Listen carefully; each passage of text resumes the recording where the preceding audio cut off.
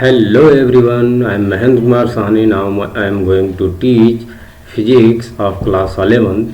तो जैसा कि हम लोगों ने पिछले लेक्चर्स में जो है कि MCQ क्वेश्चंस कर रहे थे, जिसमें कुछ क्वेश्चंस किए थे, कुछ रह गए थे, तो बाकी के क्वेश्चंस जो है आज हम लोग कवर करेंगे। तो जो है कि जो क्वेश्चंस हम लोगों ने पिछले लेक्चर्स में किया था उसमें जो है कि जो बेसिक कॉन्सेप्ट थे उनको यूज किया गया था। बाकी जो है ऑल ओवर चैप्टर से क्वेश्चंस थे। तो आगे जो है कि हम लोग जो है कि क्वेश्चंस को देखते हैं। तो चलिए ये नेक्स्ट क्वेश्चंस को हम लोग देखते हैं। इसमें क्या कह रहा है कि two source of sound placed close to each other are emitting progressive wave given by y1 is equal to 4 sin 600 pi t and y2 is equal to 5 sin 608 pi t. An observer located near these two sources of sound will hear. Question ये कह रहा है कि to sound source हैं जो है continuously जो है कि प्रोग्रेसिव वेव इमिट कर रही हैं और दोनों साउंड्स के जो वेव सीक्वेंसेस हैं वो अलग अलग दिए हुए हैं। तो इसमें ये पूछ रहा है कि एक ऑब्जर्वर जो है कि इन दोनों सोर्स के बीच पास में जो है कि अगर है तो वो क्या क्या चीज़ें सुनेगा, क्या क्या चीज़ों को ऑब्जर्व करेगा। तो हम देखते हैं पहला जो हमारा वेव का इक्वेशन है यहाँ पे y1 is equal to A sine omega T से अगर कंपेयर करते हैं तो यहाँ पे जो है कि जो ओमेगा है ओमेगा 1 इसकी वैल्यू जो है कि अगर कंपेयर करते हैं तो ये दिया है 600 पाई। अब यहाँ पे हम जानते हैं कि ओमेगा इज इक्वल टू होता है 2 पाई बाई टी या 2 पाई f1। तो इसको इक्वेट करते हैं जब तो 600 पाई आता है। यहाँ जो है 2 पाई से इसको जब हम काटते हैं तो f1 इज इक्वल टू अपने पास बच जाता है 300 हार्ट। सिमिलरली जब हम आपके ये दूसरे इक्वेशंस को वेव इक्वेशंस को पकड़ेंगे तो यहाँ पे हम जो है कि ओमेगा 2 की वैल्यू जब निकालेंगे तो ओमेगा 2 इज इक्वल टू 608 पाई है और ओमेगा 2 इज इक्वल टू लिख सकते हैं 2 पाई f2 इज इक्वल टू 608 पाई। यहाँ पे जब हम 2 पाई से इसको काट देंगे तो f2 की जो वैल्यू अपने को मिलेगी वो मिलेगी 304 हार्ट। अब यहाँ पे बीट में क्वेश्चंस दिया हुआ है तो कितना बीट्स जो है वहाँ पे प्रोड्यूस होंगी। तो हम जानते हैं बीट्स इक्वल टू होता है beats is equal to difference of frequencies, यानी f1 डिफरेंस f2 का जो डिफरेंस होगा उसी को बोलते हैं हम लोग फ्रीक्वेंसी। अब डिफरेंस का मतलब ये है जो ज़्यादा है उसमें से घटा दो। तो यहाँ से आपके पास 300 डिफरेंस 304 है। इसको जब डिफरेंस लेंगे तो बीट्स अपने पास आ जाएगा बीट्स इज इक्वल टू 4। तो उसको 4 बीट्स जो है सुनाई देगा। अब 4 बीट्स में 2 ऑप्शंस दिए हुए हैं सेकंड और थर्ड, लेकिन यहाँ पे आंसर हम जो है क्लियर नहीं कर पाएंगे तो हम आगे देखेंगे। अब आगे जो है इंटेंसिटी रेशियो और निकालना है। तो इंटेंसिटी रेशियो जो होता है, जो इंटेंसिटी होता है इंटेंसिटी आई ये डायरेक्टली प्रोपोर्शनल होता है एम्पलीट्यूड के स्क्वायर का। अगर यहाँ पे हम आई मैक्स और आई मीन का रेशियो निकालते हैं, I max and I mean का रेशियो, तो आई मैक्स जो होता है वो कैसे निकालते हैं, एम्पलीट्यूड A1 प्लस A2 का होल स्क्वायर, और आई मीन जो होता है वो होता है एम्पलीट्यूड A1 माइनस A2 का होल स्क्वायर। अब यहाँ से जब कंपेयर करेंगे इस इक्वेशन को, इक्वेशन 1 को, तो y is equal to A1 sine omega T, तो A1 की वैल्यू है 4, तो यहाँ पे A1 की वैल्यू कितनी हो गई 4, और यहाँ पे दूसरे इक्वेशन से A2 की वैल्यू हो जाएगी 5, A2 की वैल्यू हो जाएगी 5। तो अब जब दोनों को हम ऐड करेंगे यहाँ पे A1 प्लस A2, तो 4 and 5 9 हो जाएगा, और 9 का स्क्वायर कितना हो जाएगा 81, और दोनों का जब डिफरेंस लेंगे A1 माइनस A2 यानी 4 माइनस 5 माइनस 1, और माइनस 1 का स्क्वायर करेगा तो जो है कि 1 बन जाएगा। तो इसका मतलब जो इंटेंसिटी रेशियो है I max and I mean ये आ रहा है आपका 81:1 का। तो जो इंटेंसिटी रेशियो उसको ऑब्जर्व करेगा वो करेगा 80:1, और बीट्स कितना करेगा 4, तो जो है कि ऑप्शन जो है सेकंड यहाँ पे करेक्ट है, तो सी ऑप्शन जो है करेक्ट है। चलिए नेक्स्ट क्वेश्चन की तरफ चलते हैं। अब नेक्स्ट क्वेश्चन ये कह रहा है कि एक truck has a velocity of 2 metre per second at t is equal to 0। t is equal to 0 का मतलब है कि इनिशियल वेलोसिटी दे रखा है, इनिशियल वेलोसिटी दे रखा है 2 मीटर पर सेकेंड।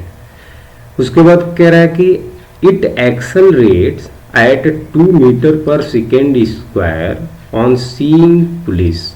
जब पुलिस को देख रहा है तो वो अपने गाड़ी को एक्सेलरेट कर दे रहा है, और वो एक्सेलरेशन 2 मीटर पर सेकेंड के स्क्वायर से चलने लग रहा है। कह रहा है what is its velocity in metre per second at time t is equal to 2 second.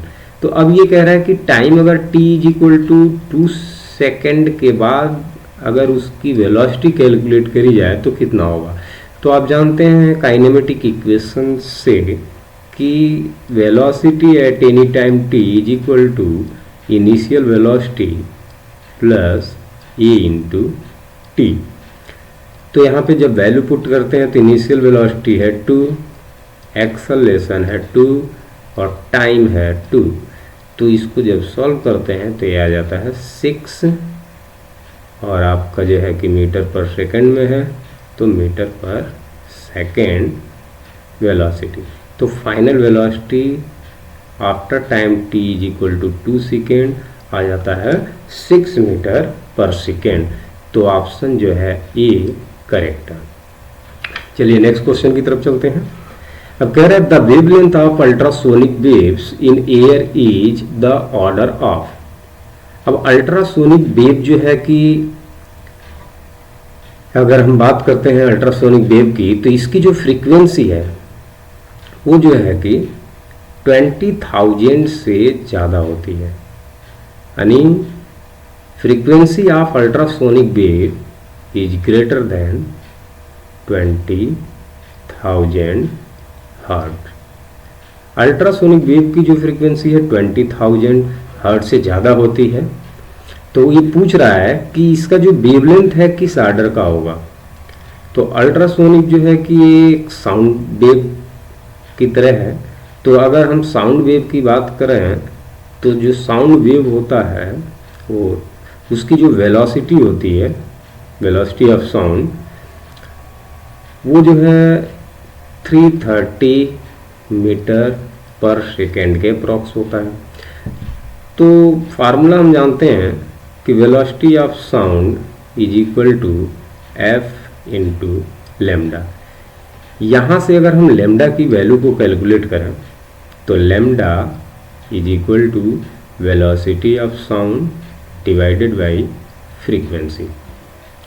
अब जब लेमडा की वैल्यू को कैलकुलेट करते हैं, मिनिमम वैल्यू ऑफ फ्रीक्वेंसी 20,000 पे, क्योंकि वैल्यू उसकी ज़्यादा होती है, 20,000 से ज़्यादा होती है, तो हम मिनिमम वैल्यू पे अगर कैलकुलेट करते हैं तो देखते हैं कि वेवलेंथ की जो वैल्यू आ रही है वो कितने के आसपास आ रही है।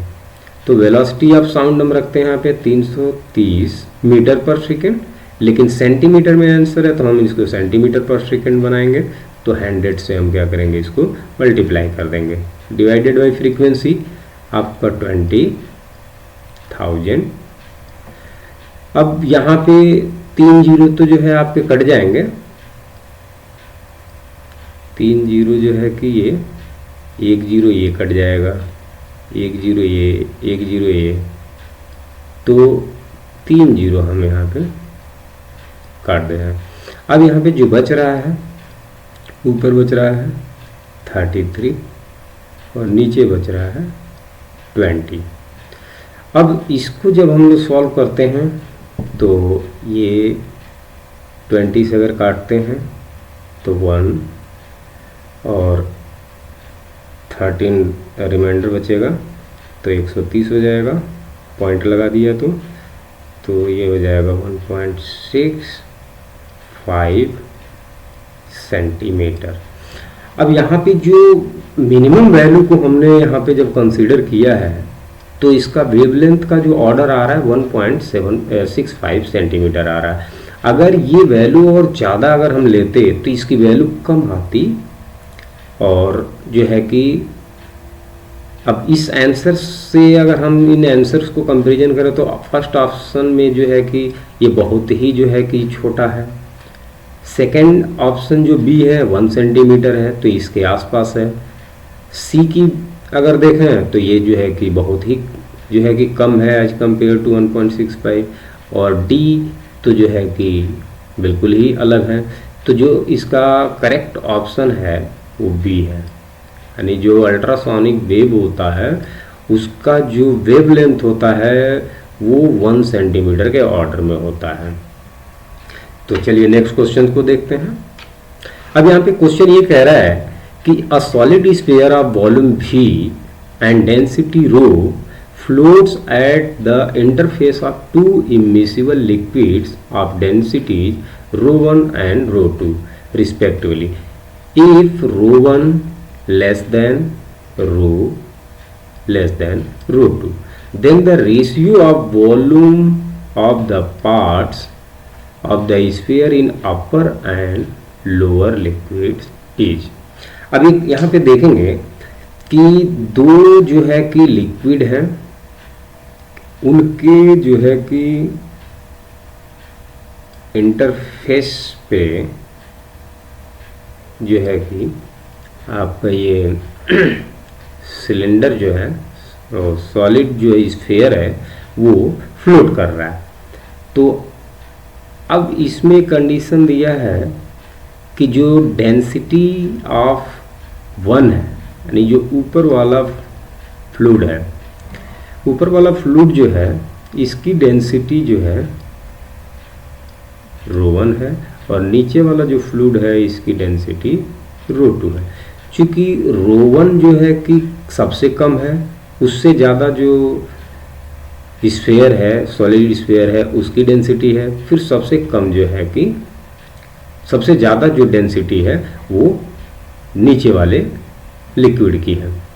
तो अब यहाँ पे जो है कि हम लोग जो है कि इस स्फीयर को बनाते हैं और यहाँ पे दिखाते हैं। अब जो है कि यहाँ पे जो स्फीयर है ये इस तरह से दोनों ही फ्लूइड में ये फ्लोट कर रहा है। तो जो ऊपर वाला पार्ट है ये ऊपर वाला जो पार्ट है इसका मान लिया कि V1 वॉल्यूम है और नीचे वाले पार्ट का जो है कि मान लिया ये V2 वॉल्यूम है। तो V2 वॉल्यूम पे जो बॉन्ड फोर्स लगाएगा वो ये वाला जो है कि फ्लूइड लगाएगा, और V1 जो है पार्ट, इसका V1 जो पार्ट है, इस V1 पार्ट पे जो बॉन्ड फोर्स लगाएगा वो ये वाला लिक्विड लगाएगा। तो अगर हम फ्री बॉडी डायग्राम यहाँ पे बनाते हैं, फ्री बॉडी डायग्राम एवरीडे, उस सॉलिड सिलेंडर का फ्री बॉडी डायग्राम बनाते हैं, तो उस सॉलिड सिलेंडर का जो वेट है W नीचे काम करेगा और ऊपर जो है दो बॉन्ड फोर्स लगेंगे, एक पहले लिक्विड के वजह से और प्लस एक जो है दूसरे लिक्विड के वजह से। तो एट इक्विलिब्रियम, क्योंकि ये जो स्फीयर है, ये जो स्फीयर जो है कि वहीं पे जो है कि ये फ्लोट कर रहा है, फ्लोट कर रहा है, तो ना तो नीचे जा रहा है ना तो ऊपर जा रहा है, और इस कंडीशन में जो है कि नेट फोर्स जो है इस पे वो क्या हो जाते हैं, जीरो हो जाते हैं। तो एट इक्विलिब्रियम, यहाँ पे हम इक्विलिब्रियम कंडीशन लगाएंगे, at equilibrium W is equal to F V1 plus F V2। अब हम जानते हैं कि जो बॉयंट फोर्स होता है वो होता है density into volume into G। अब फर्स्ट लिक्विड की बात हो रही है तो उसकी डेंसिटी ρ1 है, उसमें कितना वॉल्यूम का पार्ट जो है उस स्फीयर का है V1 है प्लस इंटू G। दूसरे के लिए बात करें तो उसका डेंसिटी ρ2 है, उसमें कितना वॉल्यूम है V2 है और into acceleration due to gravity. अब यहाँ पे हम वेट को कैसे लिख सकते हैं, मास of the sphere into G। अब हम ये जानते हैं कि जो डेंसिटी होता है, density is equal to mass divided by volume. तो यहाँ से मास को हम कैसे लिख सकते हैं, mass is equal to density into volume. अब ये जो वॉल्यूम है पूरे सिलेंडर स्फीयर का है, पूरे स्फीयर का वॉल्यूम है, तो V को जो है हम और क्या लिख सकते हैं, mass is equal to density, और V को लिख सकते हैं V1 प्लस V2। अब इस मास के वैल्यू को हम लोग जो है यहाँ पे रखेंगे, इस मास के वैल्यू को हम लोग यहाँ पे पुट करेंगे। तो यहाँ पे क्या लिख सकते हैं, rho V1 plus V2 into G is equal to ρ1 V1 G plus ρ2 V2 into G। अब दोनों साइड जो है G जो है कि हम कॉमन लेकर के इसमें काट सकते हैं, तो जो बचेगा जो इक्वेशन उसको हम मल्टीप्लाई कर देंगे। तो यहाँ पे लिखेंगे rho V1 plus rho V2 is equal to ρ1 V1 plus ρ2 V2। अब यहाँ पे जो है कि V1 वाले टर्म्स को एक साथ कर लेंगे और V2 वाले टर्म को एक साथ कर लेंगे। तो यहाँ से हम क्या लिख सकते हैं कि ρ1 V1, और इसको जो है कि पहले हम जो है कि V1 वाले टर्म को लिखते हैं। तो यहाँ पे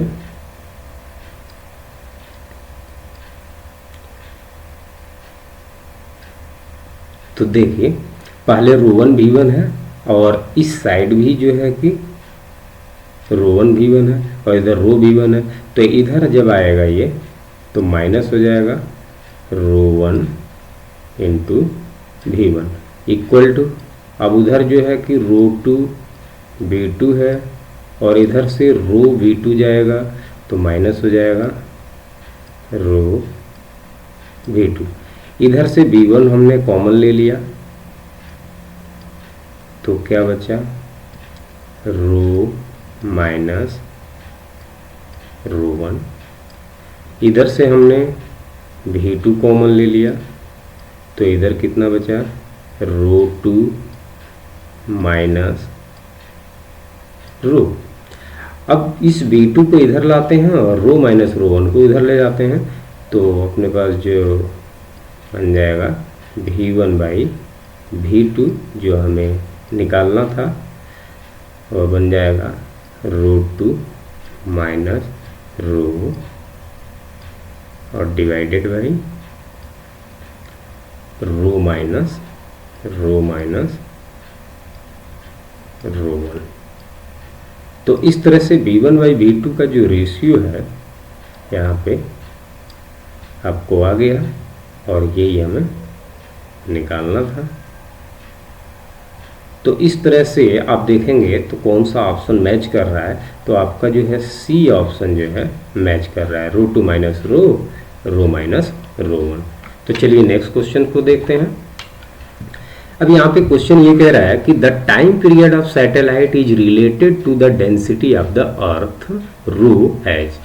तो टाइम पीरियड की अगर हम बात करें तो आप जानते हैं कि जब भी कोई सैटेलाइट अगर अर्थ के अराउंड अगर रोटेट करता है तो ये आपका जो है कि रेडियस ऑफ अर्थ है, ये अर्थ है और इसका मास जो है वो m है और इसका रेडियस ऑफ अर्थ जो है r है। अगर किसी h हाइट पे यहाँ से अगर सैटेलाइट जो है रिवॉल्व कर रहा है जिसका मास स्मॉल m है और ये ऑर्बिटल वेलोसिटी v0 से रिवॉल्व कर रहा है, तो इसका जो रेडियस ऑफ रोटेशन होगा वो h प्लस r ही हो जाएगा। अगर यहाँ पे हम कंडीशन लगाते हैं if h much less than h compare to r, तो ऑर्बिटल वेलोसिटी जो होता है, ऑर्बिटल वेलोसिटी सैटेलाइट का, वो हम कैसे लिख लेते हैं, g m अपॉन r, ये फार्मूला होता है ऑर्बिटल वेलोसिटी का। अब ये जो है कि जो सैटेलाइट है ये आपका जो है वो रिवॉल्व कर रहा है, तो जब रिवॉल्व करेगा तो इस तरह से अर्थ के अराउंड आपका जो है कि ये रोटेशन करेगा। तो जब रोटेशन करेगा तो एक साइकिल में कितना टाइम लग रहा है, दैट इज टाइम पीरियड, और कितना डिस्टेंस कवर करेगा, डी इज इक्वल टू, तो वो 2 पाई इंटू आर, इतना तो डिस्टेंस कवर करेगा, ये टाइम लेगा। तो हम वेलोसिटी क्या लिख सकते हैं, velocity is equal to distance upon time, और डिस्टेंस कितना है 2 पाई आर ई और डिवाइडेड बाई टाइम। अगर टी को उधर लेते हैं तो वेलोसिटी जो है कि नीचे आ जाएगा, तो T is equal to 2 pi R E divided by velocity, और वेलोसिटी की हम लोग यहाँ पे वैल्यू रख देते हैं, तो G M E upon R E. अब देख रहे हैं 2 पाई यहाँ पे कांस्टेंट है, 2 पाई कांस्टेंट है, और जो रेडियस है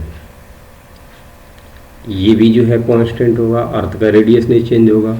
तो ये रेडियस जो नीचे अंडर रूट वाला है ये ऊपर जाएगा, तो ये जो है इस तरह से इसको लिख सकते हैं 2 पाई और आर ई, एक पहले से था और आधा और चला गया तो 3/2 और डिवाइडेड बाई रूट में जी और इनटू जो मास है एम ई। तो बाकी के जो ये पार्ट हैं रूट में एम ई को छोड़ के ये कांस्टेंट हो जा रहा है। तो यहाँ से हम क्या लिख सकते हैं कि T डायरेक्टली प्रोपोर्शनल टू 1/रूट में एम ई। अब हम जानते हैं कि जो मास है, मास ऑफ अर्थ, इसको हम लिख सकते हैं density of earth into volume. अब जब हम रेडियस को कांस्टेंट मान लिए हैं तो ये जो वॉल्यूम है, ये वॉल्यूम भी क्या होगा, कांस्टेंट हो जाएगा, ये भी कांस्टेंट होगा। तो इसका मतलब जो मास को हम जो है कि यहाँ पे डायरेक्ट डेंसिटी के टर्म में लिख सकते हैं, तो इक्वल टू 1/रूट में डेंसिटी इनटू वॉल्यूम। तो जब वॉल्यूम है वो भी कांस्टेंट है, तो इसका मतलब ये डायरेक्टली प्रोपोर्शनल क्या हो जाएगा, डेंसिटी के पावर -1/2। तो यहाँ से जो टाइम पीरियड है वो डेंसिटी पे पावर -12 से रिलेटेड है। तो इसलिए ऑप्शन जो है सी करेक्ट हो जाएगा। चलिए अब जो है कि अब आप यहाँ पे देख रहे हैं कि जो है साहनी सर का नया बैच जो है कि क्लास 12th का 1 मार्च को जो है कि स्टार्ट हो रहा है। तो आपके इंफॉर्मेशंस के लिए मैंने यहाँ पे डाल रखा है स्लाइड, जिससे कि आप आसानी से जो है कि ये जानकारी आपके पास पहुँच जाए। आप जो है कि यूट्यूब जो है चैनल जो है साहनी सर फिजिक्स क्लासेस का भी फॉलो कर सकते हैं। यहाँ पे चैनल का नाम लिखा हुआ है साहनी सर फिजिक्स क्लासेस, तो यहाँ से भी आप जो है इसको फॉलो कर सकते हैं। इसका एड्रेस की बात करें तो एड्रेस है अपोजिट नसिया जैन मंदिर, ज्ञानदीप चौराहे पे ही है, स्टेशन रोड ज्ञानदीप चौराहा सिकोहाबाद। कॉन्टैक्ट नंबर है आपका, इस कॉन्टैक्ट नंबर पे आप कॉन्टैक्ट कर सकते हैं। सो चलिए आगे हम जो है नेक्स्ट क्वेश्चन की तरफ मूव करते हैं। अब नेक्स्ट क्वेश्चन ये है कि a rod has length 3 metre and its mass acting per unit length is directly proportional to the distance x from one of its end, then its center of gravity from that end will be at। Question आप समझेंगे कि एक rod है, एक rod है और इसका जो लेंथ है वो 3 मीटर है, यानी यहाँ पे 0 मीटर और यहाँ पे जो है कि 3 मीटर है, यानी इसका लेंथ 0 से 3 मीटर के बीच में है, 3 मीटर का इसका लेंथ है। तो कह रहा है इसका सेंटर ऑफ ग्रेविटी जो है कहाँ पे होगा। तो अब हम लोग सेंटर ऑफ ग्रेविटी कैसे निकालेंगे, तो आप देखेंगे कि हमने यहाँ पे एक स्ट्रिप लिया है, तो एक स्ट्रिप लिया है, तो इस स्ट्रिप का मास जो है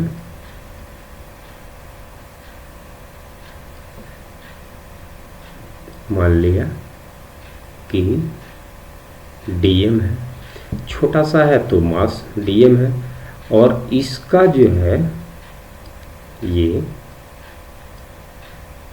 लेंथ जो है dx है, और इस एंड से ये x डिस्टेंस पे यहाँ पे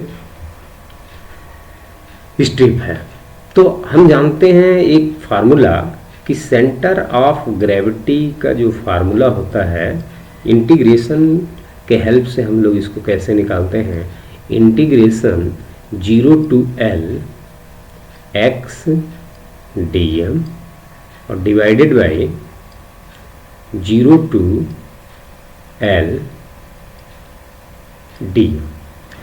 अब यहाँ पे क्वेश्चन ये कह रहा है कि जो mass acting per unit length is directly proportional to the distance x, यानी जो यहाँ पे मास पर यूनिट लेंथ है यानी dm ओवर dx वो डायरेक्टली प्रोपोर्शनल है x के। तो जब भी प्रोपोर्शनलिटी हटेगा तो ये कांस्टेंट आएगा, तो यहाँ से हम लोग क्या लिख सकते हैं इसको, dm is equal to k times x dx।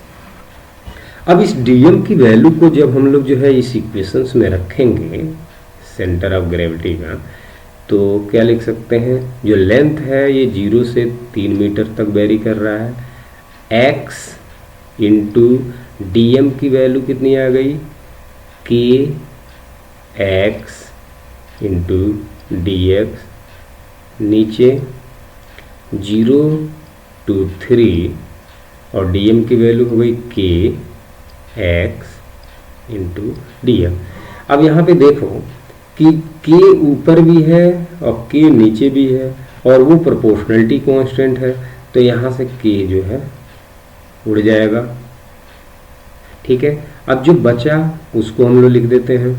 तो बचा क्या, यहाँ पे x बचा और यहाँ पे x बचा, एक्स स्क्वायर dx का जो इंटीग्रेशन होता है वो होता है एक्स क्यूब बाई 3।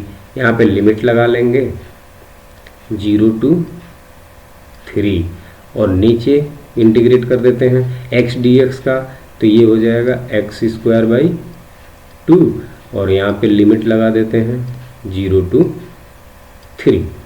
तो इसको जब सॉल्व करेंगे तो upper limit minus lower limit तो 0 है, तो यहाँ पे ये हो जाएगा 3q डिवाइडेड बाई 3 और नीचे 3 स्क्वायर डिवाइडेड बाई 2। तो अब हम देख रहे हैं कि ये जो है 3 से तो एक पावर कट गया तो 2 बच गया और जो बचा उससे ये ख़त्म हो गया। तो कुल मिला जुला करके नीचे जो 1/2 में बचा है ये ऊपर जाएगा तो 2 बन जाएगा। तो जो सेंटर ऑफ ग्रेविटी आया x बार वो कितना आया, 2 मीटर। कहाँ से आया, इस एंड से। तो इसलिए आंसर जो है इसका ऑप्शन सी राइट आंसर है। चलिए नेक्स्ट क्वेश्चन की तरफ चलते हैं। तो जो चैनल है हमारा उसका नाम है Sahni sir physics classes. Spelling आप देख लेंगे, साहनी के SAHANI। और इस चैनल को आप लोग जो है कि लाइक और सब्सक्राइब करें और इसको जो है कि शेयर भी करें। चलिए नेक्स्ट क्वेश्चन की तरफ चलते हैं। अब नेक्स्ट क्वेश्चन ये कह रहा है कि a body A of mass 0.5 kg and specific heat 0.85 is at temperature of 60 degree. अब देखना, एक जो है कि यहाँ पे बॉडी है A जिसका मास दिया हुआ है m is equal to 0.5 kg और इसका जो है कि स्पेसिफिक हीट कैपेसिटी दिया हुआ है 0.85 और इसका जो टेम्परेचर है TA वो दे रखा है 60 डिग्री सेल्सियस। अब एक जो बॉडी है B, यहाँ पे क्वेश्चन में कह रहा है another body B of mass 0.3 kg and specific heat capacity 0.9 is at temperature 90 degree.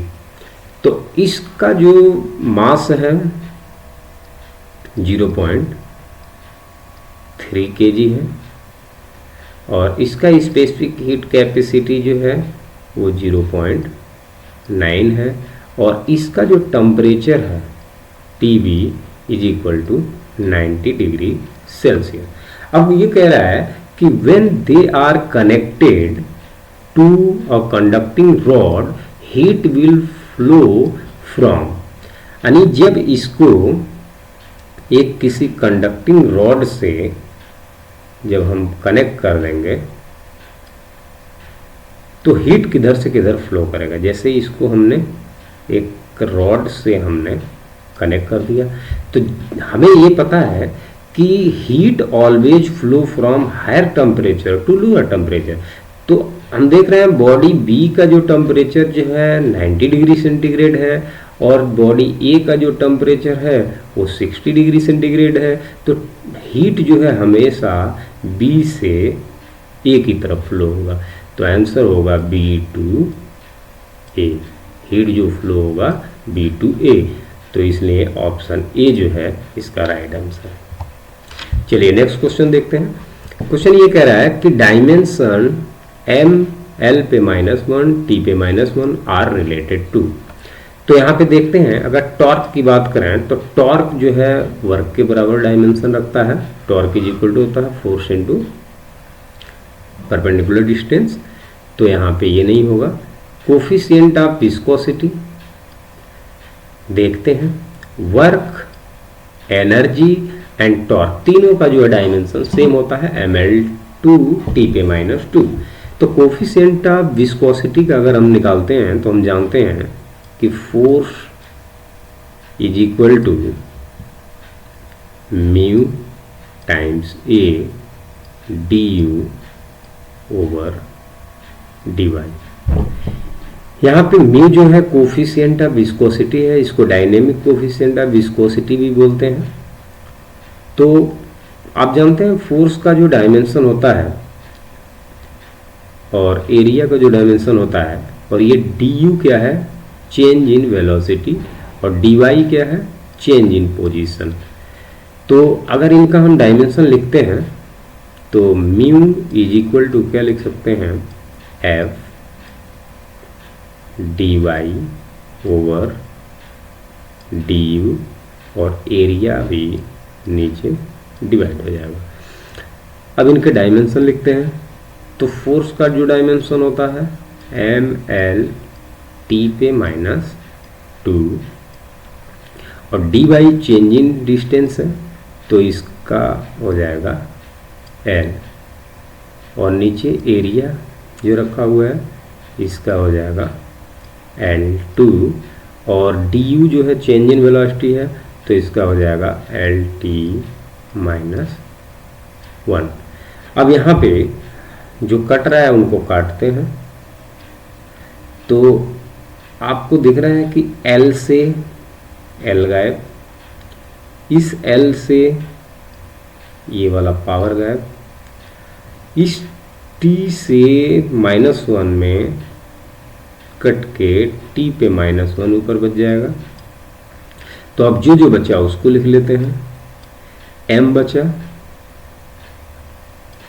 और L कट गया था तो L नीचे बचा है, ऊपर आएगा तो L पे -1, और T पे -1 बचा है ऊपर, तो T पे -1। इस तरह से ये वही डायमेंशन है जो इसमें दे रखा है, तो इसलिए option B is the right option. चलिए नेक्स्ट क्वेश्चन की तरफ चलते हैं। अब नेक्स्ट क्वेश्चन ये कह रहा है कि given that the displacement of an oscillating particle is given by y is equal to a sine bx plus ct plus d। अपने पास जो इक्वेशन दिया है, क्या दे रखा है कि y is equal to a sine bx plus ct plus d। इसको अगर जनरल इक्वेशन से हम कंपेरिजन करते हैं, y is equal to a sine kx plus omega t plus phi, ये क्या है, फेज एंगल है। तो इसमें के जो है आपका angular wave number, omega angular frequency और फाई जो है फेज एंगल और ए जो है इसका एम्पलीट्यूड है। अब इसमें पूछ रहा है कि dimensional formula of A B C D. तो डायमेंशनल फार्मूला आप जब लिखेंगे, डायमेंशनल फार्मूला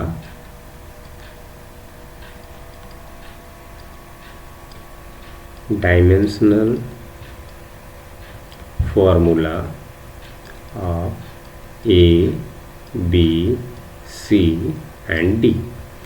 तो ए बी सी डी का जब डायमेंशनल फार्मूला लिखेंगे, ए बी सी डी, तो आप ए का डायमेंशनल फार्मूला लिखेंगे और ए है क्या, एम्पलीट्यूड है, एम्पलीट्यूड जो है लेंथ होता है, तो इसका डायमेंशनल फार्मूला हो गया एल। बी का डायमेंशनल फार्मूला अगर लिखेंगे तो बी है कहाँ, यहाँ पे के एक्स, यानी के जगह पे है, और के क्या होता है आप जानते हैं कि एंगुलर वेव नंबर के इज इक्वल टू होता है 2 पाई बाई लेमडा। 2 पाई का तो कोई डायमेंशन होता नहीं है डायमेंशनल फार्मूला, तो लेमडा वेव लेंथ है, इसकी लेंथ होगा तो ऊपर जाएगा तो इसमें हो जाएगा एल माइनस 1। तो के का जो है कि बी की जगह पे के है, तो ये हो गया एल माइनस 1। अब सी देखते हैं, तो सी जो है एंगुलर फ्रीक्वेंसी है ओमेगा, तो सी का जो है कि ओमेगा के बराबर है, ओमेगा इज इक्वल टू होता है 2 पाई बाई टी। 2 पाई का कोई डायमेंशनल फार्मूला नहीं है, तो ऊपर जब जाएगा ये तो टी पे माइनस 1, तो सी की जगह पे हम लिखेंगे टी पे माइनस 1। अब यहाँ पे डी जो है देखेंगे कि फेज एंगल है, और फेज एंगल का कोई भी जो है कि डायमेंशनल फार्मूला नहीं होता है, तो इसका कोई डायमेंशनल फार्मूला हम नहीं लिखेंगे। तो हम लिख सकते हैं एम L0 T0, कुछ है ही नहीं है तो हम ऐसे लिख सकते हैं इसको।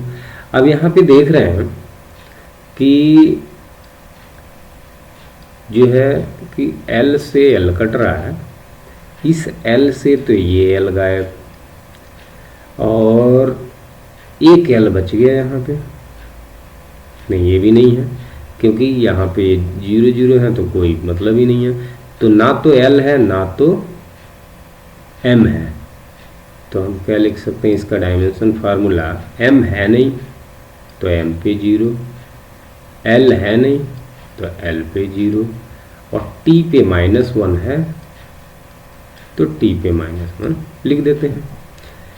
तो इस तरह से अगर मैच करते हैं हम लोग तो M L0 T पे -1, इसका मतलब ऑप्शन डी जो है कि इसका राइट आंसर है।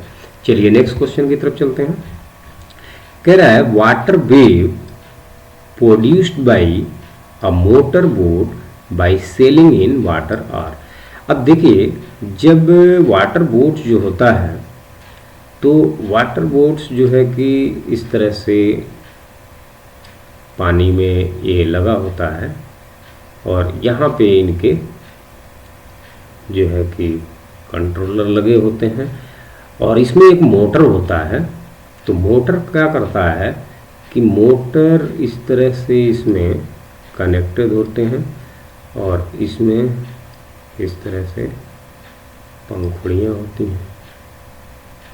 जैसे ये चलेगा तो जो है कि पानी जो है कि इधर ये जब रोटेट करेगा ये इस तरह से, तो पानी को फेंकता है, जिससे इसको रिएक्शन मिलता है और बोट इधर की तरफ वेलोसिटी से मूव करता है। तो कह रहा है कि ये जो मोटर है, ये जो मोटर है, ये वाटर में किस तरह का वेव प्रोड्यूस करता है, लॉन्गिट्यूडनल वेव प्रोड्यूस करता है या ट्रांसवर्स वेव प्रोड्यूस करता है। तो आपको पता है कि लॉन्गिट्यूडनल वेव्स क्या होती हैं कि अगर इसका वेव का जो डायरेक्शन है ये अगर इस तरह से हॉरिजेंटल डायरेक्शन में, तो इनके जो पार्टिकल्स हैं, इनका जो पार्टिकल है, इनका जो ऑसिलेशन है ये इस तरह से है, इधर एंड इधर, और ये मीन पोजीशन है। तो मीन पोजीशन के अबाउट अप एंड डाउन जो है कि इस मीडियम के पार्टिकल वाइब्रेट करते हैं। तो इस तरह के वेव को ट्रांसवर्स वेव बोलते हैं। और अगर वेव का जो डायरेक्शन है वही पार्टिकल का भी डायरेक्शन अगर हो, यानी जो मीडियम का पार्टिकल है दोनों एक ही डायरेक्शन में प्रोपेगेट कर रहे हैं, तो ऐसे वेव्स को बोलते हैं लॉन्गिट्यूडनल वेव। तो ये लॉन्गिट्यूडनल वेव हो गई।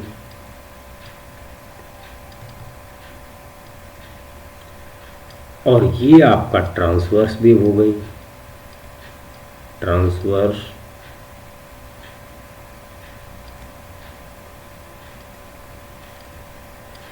तो ये जो मोटर है ये दोनों ही डायरेक्शन है, पानी जो है इधर भी फेंकता है, इधर भी जो है कि ये पार्टिकल्स जो है कि वाइब्रेट करते हैं।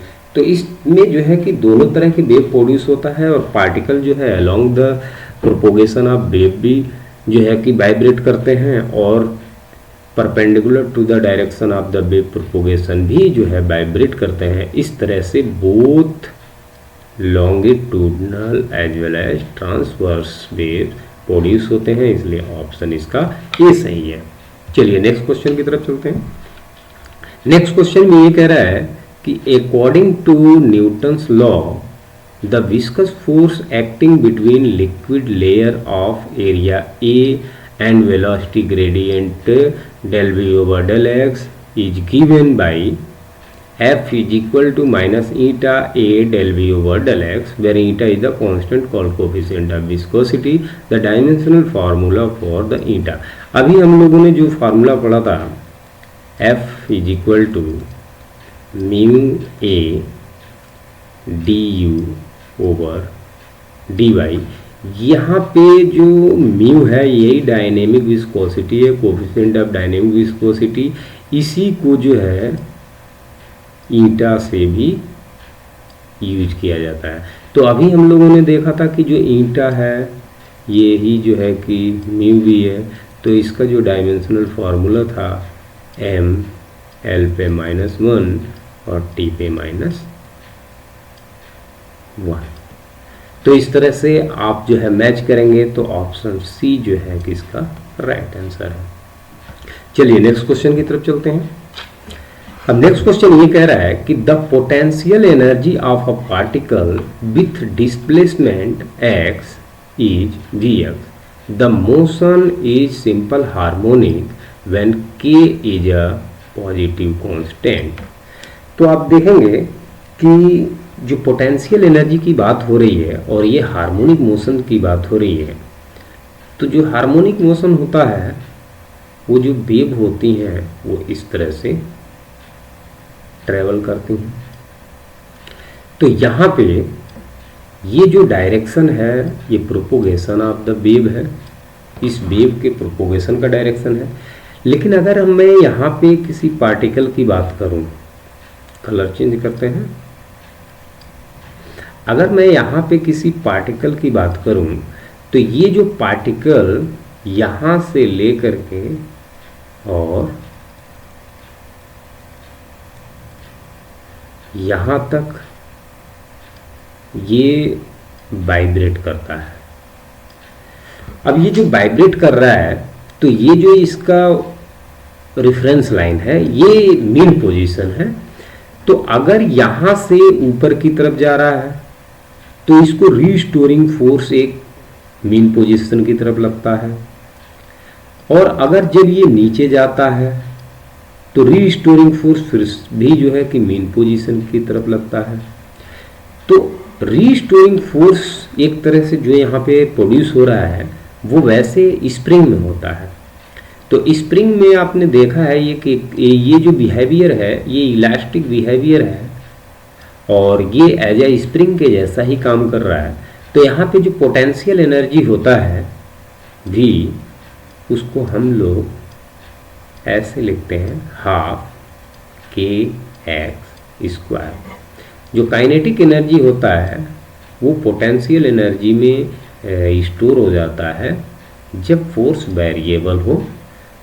तो यहाँ पे फोर्स तो वेरिएबल है ही है, इसका डायरेक्शन भी वेरिएबल है। Force as well as magnitude of the force as well as the direction of the particle changes continuously। तो इस तरह से अगर इसको मैच करते हैं तो ऑप्शन जो है ए राइट आंसर है। चलिए नेक्स्ट क्वेश्चन की तरफ चलते हैं। नेक्स्ट क्वेश्चन ये कह रहा है कि if the gymnast sitting on a rotating stool with his arm outstretched suddenly lower his hands। जैसे ये क्या कर रहा है कि ये एक जिम्निस्ट है, यहाँ पे एक सुंदर सा उसका डायग्राम बनाते हैं। और ये जो जिम्निस्ट है ये एक किसी स्टूल पे स्टैंड है, खड़ा है, और इसका जो हैंड है वो इस तरह से है, दोनों हैंड ऐसे। अब यहाँ पे हम देख रहे हैं कि ये रोटेट कर रहा है, ये ऐसे क्या कर रहा है, रोटेट कर रहा है, ठीक है। अब जब रोटेट कर रहा है तो इसका रेडियस ऑफ रोटेशन जो है इसके मीन पोजीशन से अगर बात करें तो ये इस पार्टिकल के लिए आर है। तो कह रहे हैं होगा क्या इसमें हम जानते हैं कि जब रेडियस ऑफ रोटेशन डिक्रीज करेगा तो जो है कि मोमेंट ऑफ इनर्शिया भी जो है डिक्रीज करता है। कैसे कि हम जानते हैं I is equal to M R square. तो यहाँ पे देख रहे हैं R जो है कि अगर मास की वैल्यू कांस्टेंट रखते हैं तो I directly proportional to R square हो रहा है। तो R की वैल्यू अगर ये इंक्रीज हो गई तो इंक्रीज कर जाएगा, अगर ये वैल्यू डिक्रीज हो रही है तो मोमेंट ऑफ इनर्शिया भी क्या करेगा, डिक्रीज हो जाएगा। तो यहाँ पे आपका जो ऑप्शन है कि has moment of inertia decreases, has moment of inertia decreases. तो option B is the right answer. चलिए नेक्स्ट क्वेश्चन की तरफ चलते हैं। तो नेक्स्ट क्वेश्चन क्या कह रहा है कि find the torque of a force F is equal to -3i plus J plus 5 K acting at a point R is equal to 7i plus 3j plus K. Torque की जब भी हम बात करते हैं तो टॉर्क जो होता है, torque is equal to R cross F, क्योंकि जो टॉर्क होता है वो वेक्टर क्वांटिटी होता है। तो टॉर्क जो है एक वेक्टर क्वांटिटी है और R क्रॉस F, इस तरह से हम इसका जो है कि वैल्यूज को निकालते हैं। एक वेक्टर को जो है कि क्रॉस प्रोडक्ट कैसे लेते हैं वो हम डिटर्मिनेंट मेथड से करते हैं। तो R जो है दिया है, F जो है कि दिया है, तो डिटर्मिनेंट मेथड्स यहाँ पे हम लोग यूज करेंगे। तो यहाँ पे हम लोग क्या लिख लेते हैं, I J एंड K। अब R की वैल्यू लिखते हैं सबसे पहले। तो I का कोफिशिएंट यहाँ पे 7 और J का कोफिशिएंट 3 और K का कोफिशिएंट है 1 और F का जो कोफिशिएंट है I J K का तो -3 और 1 और 5। इसमें I J K के कोफिशिएंट हमने लिखा है, R के I J का कोफिशिएंट और F के I J का कोफिशिएंट। जब इसको हम एक्सपेंड करेंगे तो प्लस माइनस प्लस के साथ करते हैं। तो सबसे पहले I के अलोंग हम एक्सपेंड करेंगे तो I वाले रो को, ये रो होता है और ये वर्टिकल्स कॉलम्स होते हैं ये सब, और ये रो 1 रो 2 रो 3। तो जब I के अलोंग एक्सपेंड करेंगे तो I वाला रो और I वाला कॉलम हम क्या करेंगे, इसमें छोड़ देंगे। तो अपने पास जो बचेगा ये जो है कि 3115 बचेगा। तो 3 का 5 में मल्टीप्लाई करते हैं, 3 इंटू 5 माइनस 1 इंटू 1, अब प्लस आई और फिर से माइनस जे। अब जे वाले कॉलम को जो है कि छोड़ देंगे और जे वाले रो को छोड़ देंगे, तो बचा 7 5 और माइनस 3 1। तो यहाँ पे 7 का 5 में मल्टीप्लाई करेंगे, 7 इंटू 5 और माइनस यहाँ पे है और माइनस 3 इसके पास भी है, तो इसमें जो है कि माइनस 3 और इंटू 1, तो 3 इंटू 1 हो जाएगा। फिर से यहाँ पे हम प्लस के अलॉन्ग जब करेंगे तो के अलॉन्ग के वाले कॉलम को छोड़ देंगे, के वाले रो को छोड़ देंगे, तो 7 3 माइनस 3 1 बचेगा।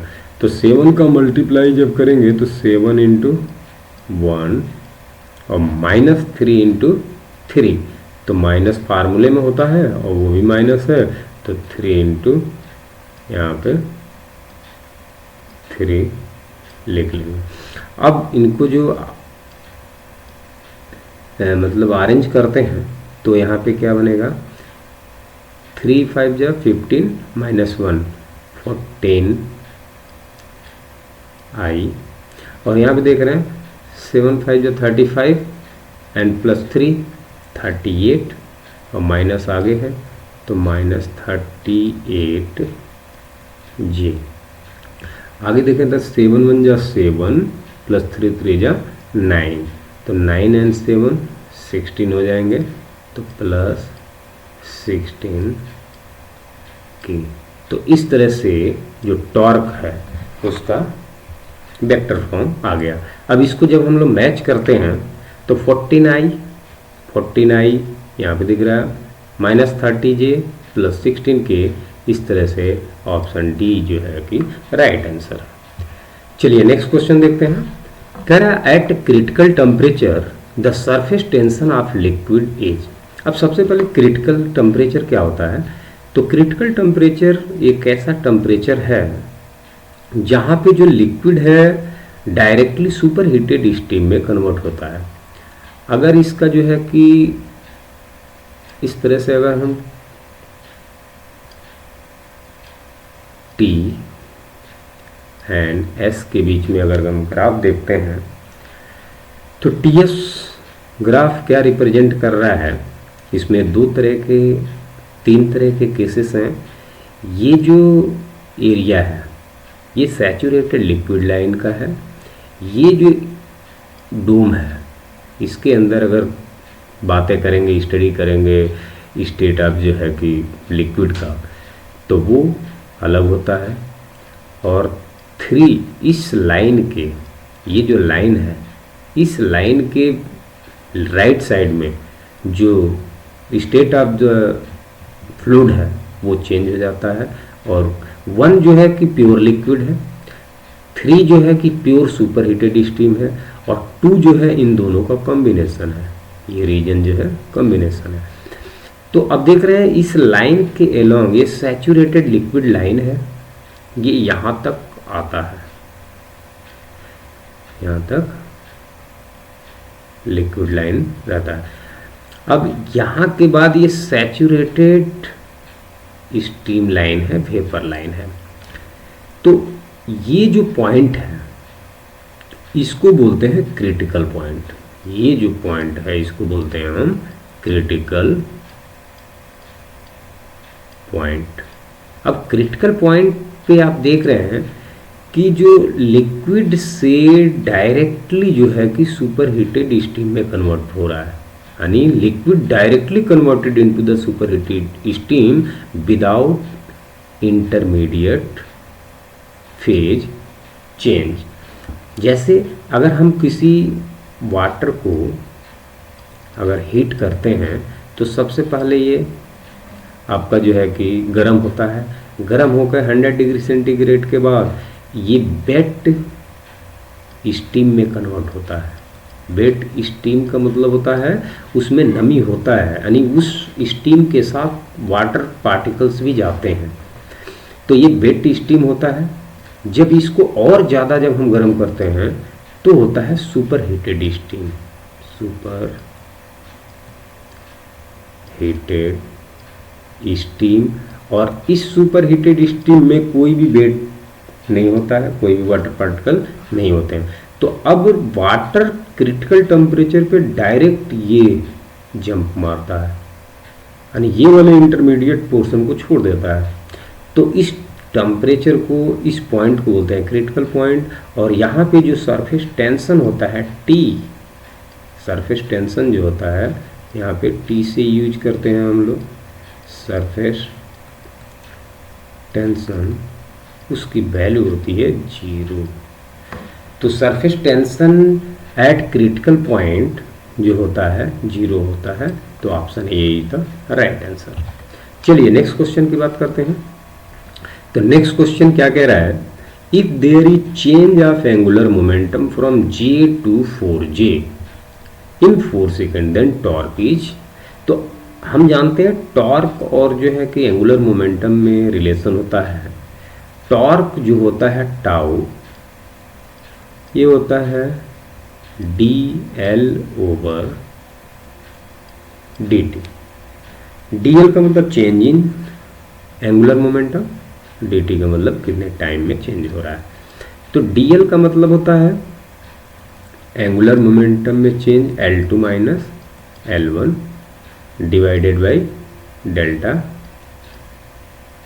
t। तो अब ये कह रहा है कि j से 4j हो रहा है, यानी 4j minus j divided by कितने सेकेंड में हो रहा है, तो 4 सेकेंड में हो रहा है। तो 4j में से j जब निकलेगा तो वैल्यू बचेगी 3 और डिवाइडेड बाई 4 और इंटू j। तो जो टॉर्क है वो जो है कि 3/4 इंटू जे आ जाएगा। तो इस तरह से ऑप्शन डी जो है कि राइट आंसर है। चलिए नेक्स्ट क्वेश्चन की तरफ चलते हैं। तो नेक्स्ट क्वेश्चन क्या कह रहा है कि a body is moving forward and backward, change in frequency observe of source is 2%। What is the velocity of the body, speed of sound is 300 meter per second. अब यहाँ पे देखेंगे कि कह रहा है कि a body is moving forward and backward direction. एक बॉडी है जो फॉरवर्ड और बैकवर्ड डायरेक्शन में मूव कर रही है, तो जिसकी वजह से फ्रीक्वेंसी चेंज हो रही है। और जो चेंज इन फ्रीक्वेंसी जो ऑब्जर्व की जा रही है सोर्स की, वो 2% है। तो what is the velocity of the body, उस बॉडी का वेलोसिटी क्या है, प्लस उस बॉडी का स्पीड ऑफ साउंड जो दिया हुआ है वो जिस मीडियम में चल रहा है वहाँ पे 300 मीटर पर सेकेंड है। तो सबसे पहले अगर हम बात करते हैं कि उसकी फ्रीक्वेंसी कितनी चेंज हो रही है, तो फ्रीक्वेंसी जो चेंज हो रही है वो हो रही है 2%। तो अब हम यहाँ पे एज्यूम करते हैं कि let v is the velocity of the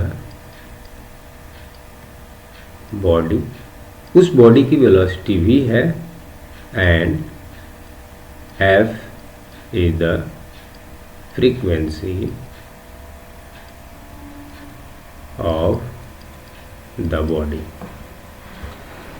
अब अगर बॉडी जो है कि अगर फॉरवर्ड डायरेक्शन में मूव कर रही है तो इसका फ्रीक्वेंसी जो चेंज हो रहा है वो किस तरह से होता है, तो जो है F1 is equal to velocity of body and velocity minus velocity of sound forward direction में, और into velocity of the body, frequency of the body. यानी जो फ्रीक्वेंसी चेंज हो रहा है इस केस में ये इसका इस तरह से फॉर्मूला है। अब जब इसका बैकवर्ड डायरेक्शन, ये फॉरवर्ड डायरेक्शन के लिए है, फॉरवर्ड, अब जब बैकवर्ड होगा तो रिलेटिव वेलोसिटी क्या होंगे, इसमें जो है कि यहाँ पे ऐड हो जाएंगे। तो F2 जो चेंज होगा बैकवर्ड में, तो F2 is equal to velocity of body plus velocity of sound times F।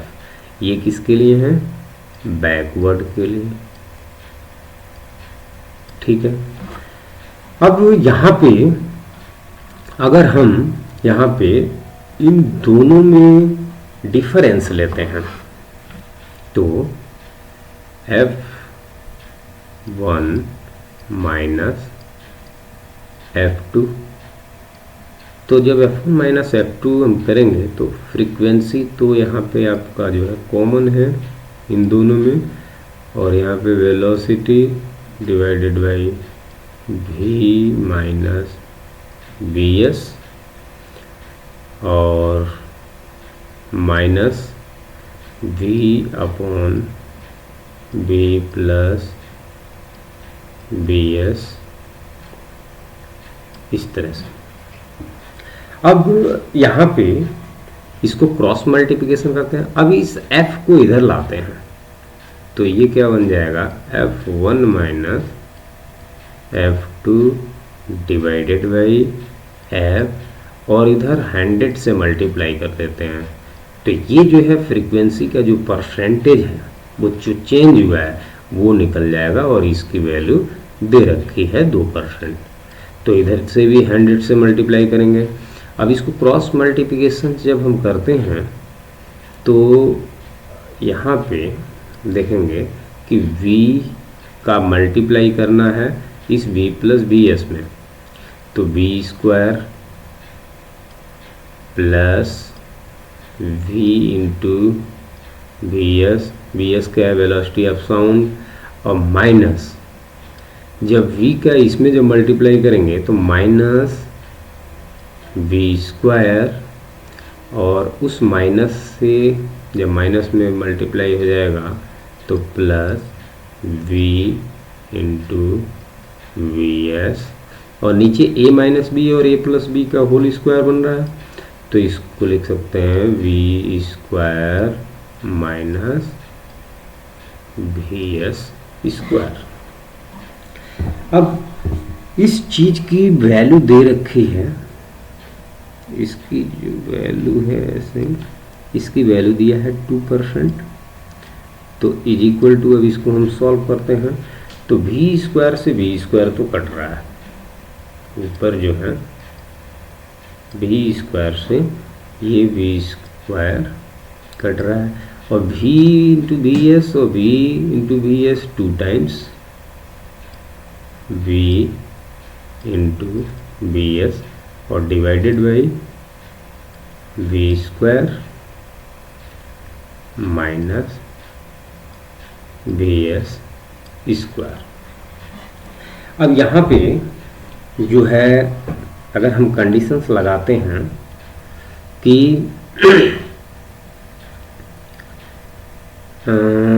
एक चीज़ और हम लोग जो है कि यहाँ पे जो परसेंटेज होता है final minus initial divided by initial into 100 होता है। हम लोगों ने इनिशियल माइनस फाइनल कर लिया है तो यहाँ पे माइनस आएगा। अब यहाँ पे एक कंडीशन लगाएंगे कि if v is much much lesser than as compare to Vs, तो v स्क्वायर को हम लोग क्या कर लेंगे, अप्रोक्सीमेटली 0 कंसिडर कर लेंगे। तो यहाँ पे जब इसको सॉल्व करेंगे, यहाँ पे जब सॉल्व करेंगे तो -2 is equal to 2 times Vs divided by minus Vs square. तो माइनस माइनस तो ये प्लस हो जाएंगे और 2 से ये वाला 2 कट जाएगा, और Vs का जो स्क्वायर है ऊपर एक ये कट जाएगा। तो यहाँ से अब जो है कि बचा कितना, v is equal to V S, और ये जो है कि आपका मीटर पर सेकंड में यहाँ पे पूछ रहा है। तो अपने को जो है कि यहाँ पे कुछ मिस्टेक्स ऐसा लग रहा है कि यहाँ पे वी स्क्वायर से तो वी एस कट गया, ठीक है। और ओ सॉरी यहाँ पे हम लोगों ने ये है कि 100 से उधर तो मल्टीप्लाई किया है, इधर नहीं किया है। तो इधर जो है अगर आप 100 से मल्टीप्लाई करते हैं इस तरह से, तो ये वैल्यू कितनी बन रही है हमें निकालना है कि वेलोसिटी ऑफ द बॉडी। तो वेलोसिटी ऑफ बॉडी आप जो है कि यहाँ पे निकालेंगे। आपका कट गया 2 टाइम्स और ये वैल्यू जो है अप्रॉक्सीमेटली 0 हो गया। तो यहाँ पे आपका कितना आ रहा है, -2 ये तो हो गया प्लस, ठीक है। और कहीं पे मिस्टेक्स हो रही हैं, कहाँ हो रही है, क्रॉस मल्टीप्लिकेशन में चेक करते हैं। V square plus B into V S, और फिर से इधर minus B square minus plus B into B S, और इधर जो है कि इसमें 100 से मल्टीप्लाई तो 2 हो गया। अच्छा ठीक है,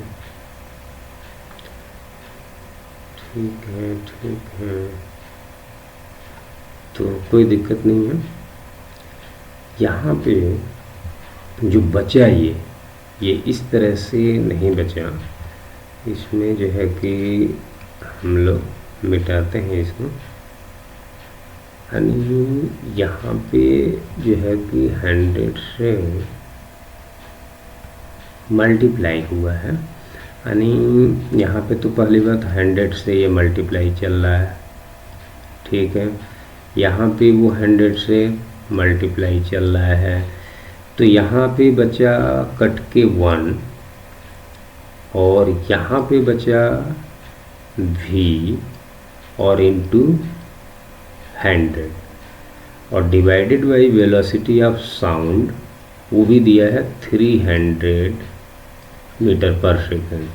तो यहाँ से जब हम लोग सॉल्व कर रहे हैं तो वेलोसिटी इस 00 से ये 00 का कैंसिल आउट हो जाएगा, तो ये 3 का 1 में मल्टीप्लाई होगा, तो 3 मीटर पर सेकेंड ये जो है कि यहाँ पे आ जाएगा। तो इस तरह से ऑप्शन जो है ए जो है कि करेक्ट ऑप्शन है। चलिए नेक्स्ट क्वेश्चन की तरफ चलते हैं। नेक्स्ट क्वेश्चन ये कह रहा है कि a body is throne up vertically from the ground with a velocity v0 and another body v is simultaneously dropped from a height h. They meet at height h by 2 if v0 is equal to। अब यहाँ पे देखेंगे कि दो body हैं और यहाँ से ग्राउंड से, ये ग्राउंड है, तो यहाँ से किसी बॉडी को ये फेंका जा रहा है, ठीक है, और उसकी वेलोसिटी है v0। साइमल्टेनियसली यहाँ से एक बॉडी को ड्रॉप किया जा रहा है, तो यहाँ पे इसका जो इनिशियल वेलोसिटी है वो 0 है, यहाँ पे जो इसका इनिशियल वेलोसिटी है v0 है, और ये यहाँ से h हाइट से उसको ड्रॉप किया जा रहा है, कैपिटल H है, ये कैपिटल H दिया हुआ है, तो जो है एच हाइट से उसको ड्रॉप किया जा रहा है। कह रहा है ये दोनों जो है यहाँ पे आधे डिस्टेंस पे आके मीट करते हैं, यानी ऊपर से ये नीचे h/2 जो है कि चल रहा है और नीचे से ये जो है कि ऊपर वहाँ पे भी ये h/2 चल के जा रहा है और दोनों यहाँ पे मीट कर रहे हैं। तो अब यहाँ जो है कि ऊपर से जो बॉडी ड्रॉप की गई है, बॉडी बी और ये बॉडी ए, तो बॉडी बी जितना टाइम यहाँ h/2 डिस्टेंस कवर करने में लेगा उतना ही टाइम जो है कि बॉडी जो ए है उस डिस्टेंस को कवर करने में लेगा। तो ये जो जितना टाइम लेगा मान लिया t, तो ए भी उतना ही टाइम उसने हाइट को कवर करने में लेगा t। अब इस कॉन्सेप्ट को जब हम लोग लगाएंगे तो सॉल्व करेंगे और t की वैल्यू निकालेंगे। तो जब यहाँ पे इसका इनिशियल वेलोसिटी 0 है और h/2 डिस्टेंस कवर करने में जो फार्मूला लगाते हैं s = हाफ GT², तो h/2 = u की वैल्यू तो 0 है, तो 1/2 g × t²। अब यहाँ से अगर हम बात करें तो टाइम की वैल्यू को हम लोग निकाल लेते हैं। तो टाइम = टाइम स्क्वायर = ये 2 से 2 तो कट गया, तो बचा कितना h/g। तो t = कितना हो जाएगा √(h/g)। अब जब हम h/2 डिस्टेंस जब वो कवर करेगा, नीचे से जब ऊपर की तरफ फेंका जाएगा, तो ये तो नीचे से ऊपर से नीचे की तरफ जब आया है तो हमने t निकाला है।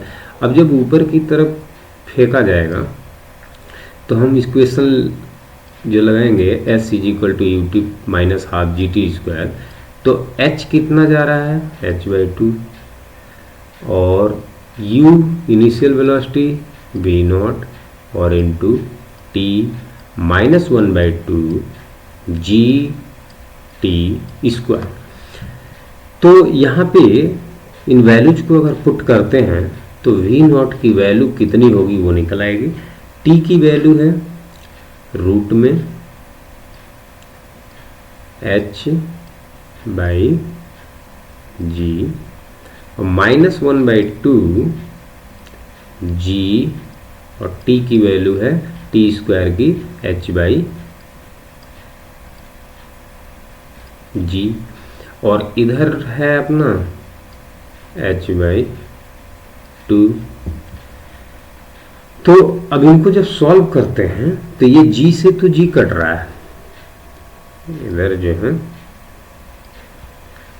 इस g से g कट गया, तो इधर बचा h/2 और इधर भी बचा h/2, यानी h/2 और उधर से h/2 आया तो प्लस का h/2। इधर कितना बचा v0 और रूट में h/g। अब ये टोटल जो है h/2 h हो गया, तो यहाँ से v0 = h तो इधर बचा और डिवाइडेड बाई ये वैल्यू हो जाएगी, तो नीचे डिवाइड होकर के रूट में h और ऊपर चला जाएगा रूट में g। अब इस h को रूट में हम लिख सकते हैं रूट में h और इंटू रूट में h 2 बार और इंटू रूट में g पहले से है और डिवाइडेड बाय रूट में h। तो ये जो एक रूट में h है इसकी वैल्यू जो है कट जाएगी, तो आप देखेंगे ये जो वैल्यू है एक ये तो कट गई। अब रूट में एच बचा, रूट में जी बचा, तो वी नॉट की वैल्यू जो आएगी रूट में जी टाइम्स एच। तो answer V naught is equal to क्या आ जाएगा, रूट में जी इंटू एच। तो आप जब मैच करेंगे ऑप्शन से तो इसका ऑप्शन आता है सी। ऑप्शन सी जो है इसका राइट आंसर है। चलिए नेक्स्ट क्वेश्चन की तरफ चलते हैं। नेक्स्ट क्वेश्चन ये है कि according to Hooke's law of elasticity if stress is increase the ratio of stress to strain. अब देखिए अकॉर्डिंग टू हुक्स लॉ क्या कहता है कि stress directly proportional to strain. तो जब भी प्रोपोर्शनलिटी हटती है तो एक कांस्टेंट आता है और उस कांस्टेंट को बोलते हैं यंग्स मॉडुलस ऑफ इलास्टिसिटी। तो यहाँ से यंग्स मॉडुलस ऑफ इलास्टिसिटी ई को हम क्या लिख सकते हैं, स्ट्रेस डिवाइडेड बाई स्ट्रेन। अब यहाँ पे क्वेश्चन ये कह रहा है कि अगर किसी बॉडी का स्ट्रेस इंक्रीज कर दिया जाए तो ratio of stress upon strain क्या होगा। तो देखिए ये जो ई है यंग्स मॉडुलस ऑफ इलास्टिसिटी, ये मटेरियल की प्रॉपर्टी होती है। जब तक मटेरियल चेंज नहीं हुआ ई की वैल्यू चेंज नहीं हुई। तो अगर ई की वैल्यू चेंज नहीं होगी तो फिर क्या चेंज होगा, स्ट्रेस चेंज हुआ तो स्ट्रेन जो है चेंज कर देगा, लेकिन इसकी जो कांस्टेंट वैल्यू है उसको मेंटेन करके रखेगा वो। तो यहाँ पे जो है कि कोई भी चेंजिंग नहीं होगा, तो क्या होगा, रिमेन्स कांस्टेंट। ऑप्शन ए जो है कि इसका राइट आंसर है। चलिए नेक्स्ट क्वेश्चन की तरफ चलते हैं। कह रहा है the phase difference between two waves represented by y1 is equal to 10⁻⁶ sine 100t plus x by 50 plus 0.5 meter and y2 is equal to 10⁻⁶ cos 100t plus x by 50 meter, where x is expressed in meter and t is expressed in the second is approximately। अब इसमें जो है कि पूछ रहा है कि इसमें जो फेज डिफरेंस जो है कितना होगा। यहाँ पे कह रहा है कि the phase difference between two waves. तो चलिए इसको करते हैं हम लोग, बढ़िया क्वेश्चन है। जो y1 जो वेव दे रखा है wave equation, y1 is equal to 10⁻⁶। उससे पहले हम लोग यहाँ पे एक और कंसेप्ट लगाएंगे कि जो कॉस होता है, cos 90 minus theta, cos 90 minus theta is equal to होता है साइन थीटा, साइन थीटा। यहाँ पे देख रहे हैं जो 100t plus x by 50 plus 0.5 जो है ये थीटा के जैसा है। तो उसी साइन थीटा को हम लोग कॉस के टर्म में ऐसे लिख सकते हैं, y1 को हम लोग लिख सकते हैं कॉस, और यहाँ पे π/2 माइनस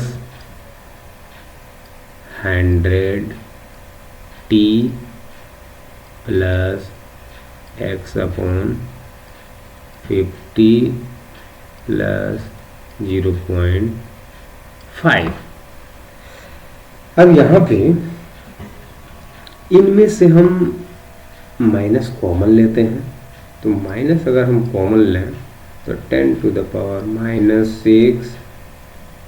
कॉस, यहाँ पे माइनस कॉमन ले रहे हैं, तो माइनस कॉमन लेंगे तो माइनस का π/2 माइनस π/2, और यहाँ से तो माइनस निकल गया तो प्लस का 100t और माइनस का तो जो है कि ठीक है, बाकी तो ये सब प्लस ही रह जाएंगे क्योंकि माइनस निकल ही गया, यहाँ से कॉमन ही था। तो x डिवाइडेड बाई 50 और प्लस 0.5 ये बन गया। अब ये जो माइनस है, कॉस माइनस जो है कि आप जानते हैं कॉस माइनस थीटा जो है कॉस थीटा ही होता है, माइनस को खा जाता है ये। तो इसको हम लोग ऐसे लिख सकते हैं 10 to the power minus 6 cos 100t plus x upon 50 plus 0.5 और माइनस पाई बाई 2। अब ये है y1 और y2 कैसा दिया है, y2 जो इक्वेशन है वो भी कॉस के टर्म है, दोनों को सिमिलर बनाने के लिए मैंने ऐसा किया है। तो y2 is equal to 10 to the power minus 6 cos 100t plus x upon 50 plus यहाँ फेज एंगल है 0। अब दोनों में फेज डिफरेंस कितना है, ये जो टर्म है ये पहले वाले वेव का फेज है 5 1 और यहाँ पे जो फेज है phi2 इज इक्वल टू 0। तो फेज डिफरेंस क्या होगा, delta phi is equal to phi2 minus phi1। तो phi2 की वैल्यू कितनी 0 और माइनस phi1 की वैल्यू कितनी 0.5 माइनस पाई बाई 2। अब जब इनको सॉल्व करते हैं तो ये माइनस इसको माइनस कर देगा, पाई बाई 2 को प्लस कर देगा। तो डेल्टा फाई की जो वैल्यू आ जाएगी वो आपकी आ जाएगी पाई बाई 2 का मतलब होता है 3.14 रेडियन में डिवाइडेड बाई 2 माइनस 0.5। तो जब इसको सॉल्व करेंगे हम लोग तो ये आ जाएगा 1.5 और फिर से बच गया इंटू 7 और माइनस 0.5। जब हम माइनस करेंगे तो ये बच जाएगा 1.07 और ये आ जाएगा रेडियन।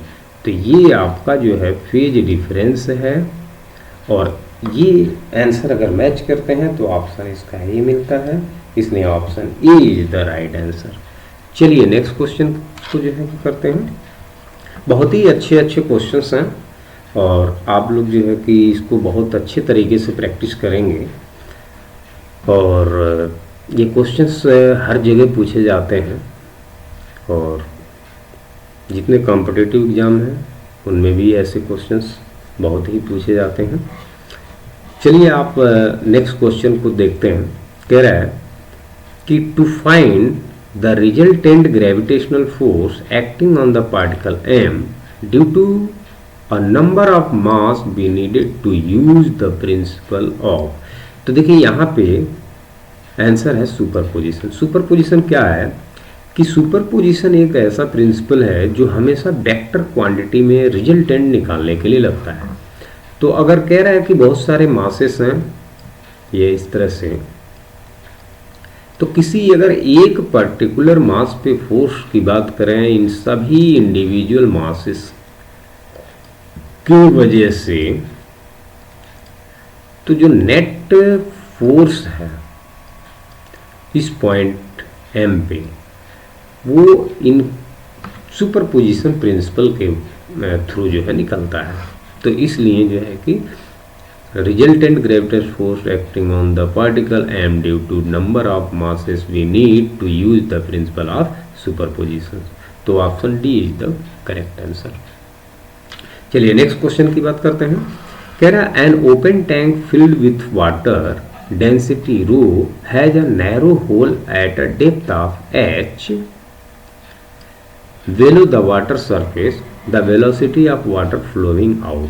तो जैसा कि ये अगर कोई जो है कि कंटेनर है और इस कंटेनर के बॉटम में अगर यहाँ पे जो है एक होल अगर हो रहा है तो इस होल के थ्रू जो है कि जो भी लिक्विड होगा वो भी वेलोसिटी से निकलेगा अगर ये जो है कि लिक्विड इसमें भरा पड़ा है और ये जो है कि इसकी हाइट अगर दे रखा है h, तो ये जो वेलोसिटी होगा, ये वेलोसिटी होता है square root of 2g into H. ये वेलोसिटी कैसे निकला है, यहाँ पे जो है कि बर्नौली प्रिंसिपल्स को लगाते हैं 1 और इस पॉइंट को 2 मान लेते हैं। तो यहाँ पे एजम्पशंस क्या है कि v1 जो है अप्रॉक्सीमेटली जो है कि 0 होता है। ए भी ओपनिंग एयर में है तो P1 एटमॉस्फेरिक होगा, तो P1 रेफरेंस 0 ले लेते हैं। ए भी ओपनिंग एटमॉस्फेयर में है तो P2 जो है कि 0 ले लेते हैं, क्योंकि दोनों ओपनिंग एटमॉस्फेयर में है। यहाँ पे वेलोसिटी 0 है और यहाँ पे v है 2 पॉइंट पे। तो ये जब बर्नौली इक्वेशन लगाते हैं तो ये रिलेशंस आ जाता है, v is equal to square root of 2gh। तो कह रहा है कि the velocity of water flowing out, option B is the right answer. चलिए नेक्स्ट क्वेश्चन की तरफ चलते हैं। नेक्स्ट क्वेश्चन ये कह रहा है कि if mass of a body is m on the earth surface, then the mass of the same body on the moon surface is. तो आपको पता है कि मास जो है कि कांस्टेंट होता है, ये कहीं चेंज नहीं होता है, लेकिन वेट जो है मास इंटू जी होता है, ये चेंज होता है प्लेस टू प्लेस, चेंज होता है प्लेस टू प्लेस। तो मास जो है सेम रहेगा, जितना है उतना ही रहेगा, डी रहेगा, इसका ऑप्शन डी। नेक्स्ट क्वेश्चन हम देखते हैं। कह रहा है spherical black body with a radius of 12 centimetre radiates 450 watt power at 500 kelvin. If the radius were half and temperature doubled, the power radiated in watt would be। सबसे पहली बात तो ये कि पावर रेडिएटेड का जो ब्लैक बॉडी है उसका जो फार्मूला होता है कि power radiated by the black body E is equal to sigma epsilon into A T1 के पावर 4, ये फार्मूला होता है। अब ये जो सिग्मा है बोल्ट्जमैन कांस्टेंट है,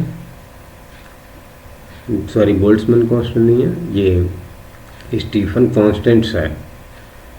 और यहाँ पे सिग्मा कांस्टेंट है और E जो है इमिसिविटी है, E क्या है इमिसिविटी है, और ब्लैक बॉडी के लिए 1 होता है।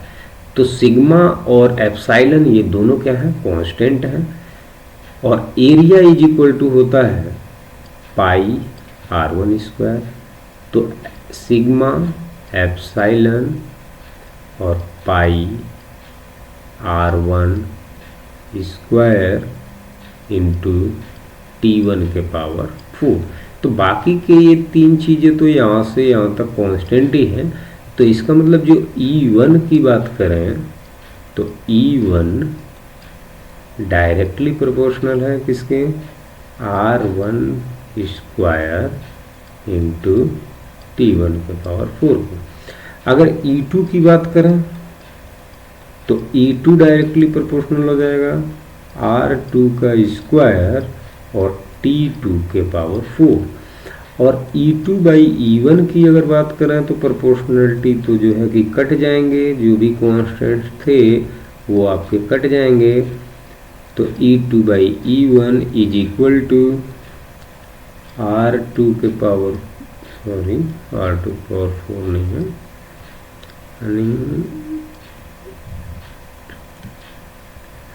R2 स्क्वायर T2 के power 4 divided by R1